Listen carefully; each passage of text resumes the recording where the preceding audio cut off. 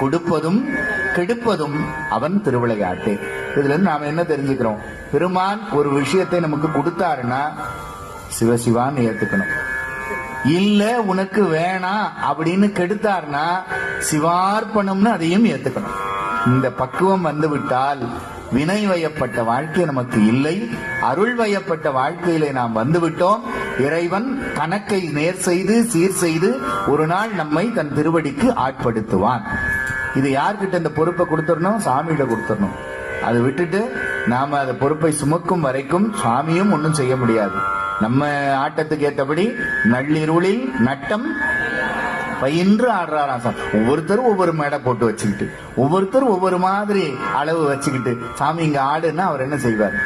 நீ உன் விருப்பத்துக்கு ஆடு சாமி, நீ ஆடுறதா என் வாழ்க்கைன்னு விட்டுட்டோம்னா ஆனந்த தாண்டவம் ஆடி நமக்கு இறைவன் அருள் செய்வான் என்கின்ற வரலாற்றை